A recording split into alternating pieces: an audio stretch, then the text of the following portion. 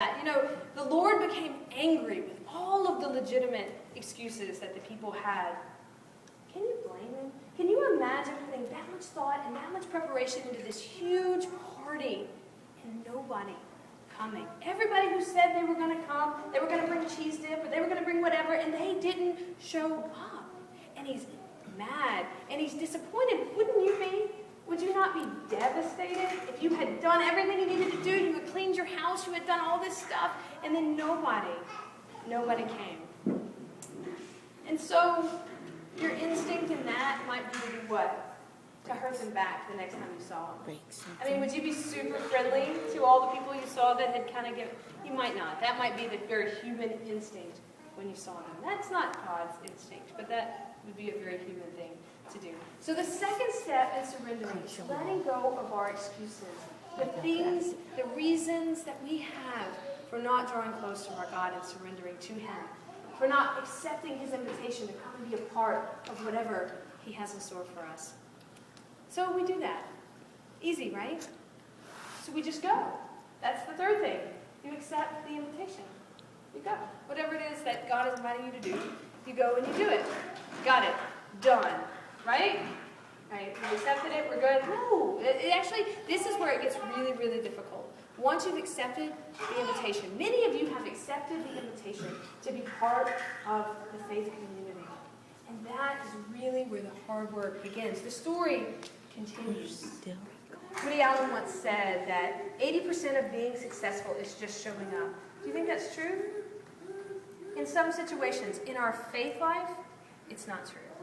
It is not just about showing up. It is not just about standing up here and saying the right words. It is not just about proclaiming things with our mouth and not living them into our lives. Our faith is so much more than just showing up. If we're just showing up, then we're not really participating in that or receiving it.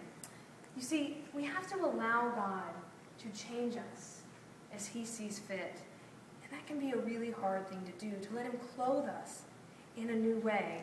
There was a custom of that day that when you came to a wedding, you took off your old street clothes and you put on a wedding garment. And it was a garment specially made for you by the host. So see, if you were going to host a big party, not only would you have to clean and get food and all that, you had to sew all these garments for your guests that were going to come. So I would have never thrown a party ever, because I can barely cook and I certainly can't sew. But this is the thing. So they would create these garments for people, and as they came in, they would go into a little room and they would change and would put on the garment for the wedding, and they would be ready to go, and they would go in.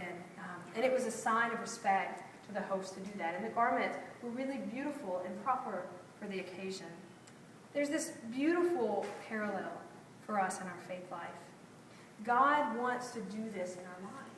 He wants to strip us of our old ways and put something new into us, something that fits us, something that reflects our growing selves, our awareness of a new way.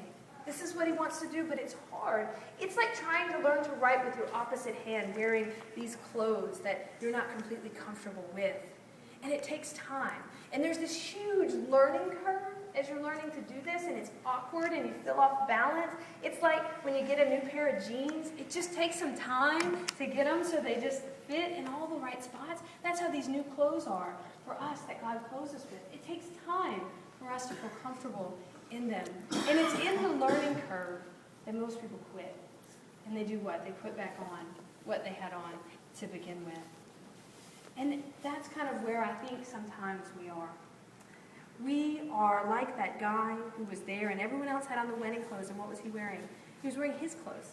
Because he went to the party, but he still kind of wanted to do it his way.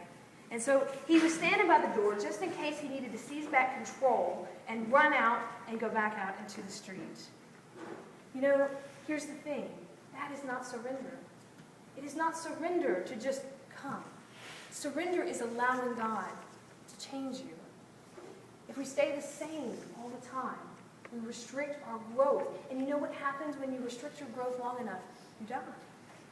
There can be no new life in that. We have to allow God to heal us, to forgive us, to accept us, to offer us those gifts that He has there at this banquet for all of us, to accept that God is the only one who can fill our needs in this world. I heard a story, and it reminded me somewhat of this parable. And it was about a successful businessman. And this businessman, his only daughter, had gotten married. And she married this fellow. And so he decided that he was going to give a gift to the young man. And so he went up to him and he said, okay, my gift to you is that I'm going to give you 50% of my business. Because I want to welcome you into the family. You're going to be a 50-50 partner in my business, and all you have to do is go to the factory every day and learn how to run the operations. And he goes, whoa, whoa, whoa, whoa, nope. I don't really like factories. There's a lot of noise at the factory, so yeah, and I'm not really interested in learning your operations, so no thanks. I see, said the father-in-law. Well, I'll tell you what, we can work with that. Work in the office, and I'll have you take charge of some of my operations. No. I don't really like offices, they just cramp my style. I like to be out and about. I really don't want to go into the office and be learning and be behind a computer. In fact, I don't really want to do any work at all. I just kind of want to hang out and make some money. Wait a minute, said the father-in-law. I just made you half owner of a money-making operation, and you don't like factories, and you're not going to work in the office. What am I going to do with you? Easy, said the man, just buy me out. Buy out my shares. What do you think the father-in-law did at that point? It doesn't continue in the story. Well, we can imagine what the father-in-law did. Needless to say, I'm sure that the son did not receive 50% of those operations. Surrender. Surrender. Allow ourselves to accept that we have a need that is greater than ourselves. Stop making excuses for why we can't receive this and why we can't go. Go. Show up. And then open yourself up to grow in a new way, to clothe yourself in a way that maybe you never thought you could. And see what your God has for you. He has been working on something special just for you. It's a gift that will only fit you. And He has it for you. All we have to do is accept it and surrender to our God. I'm going to invite you now into a time of reflection. Maybe there's a place in your life that you've just been holding on to really tightly and have been having trouble letting go of and giving to God. I just invite you to be in that place of prayer as the band plays a song for us, and to listen to where maybe God is calling you, where He might want to clothe you in your life. Let us be in prayer.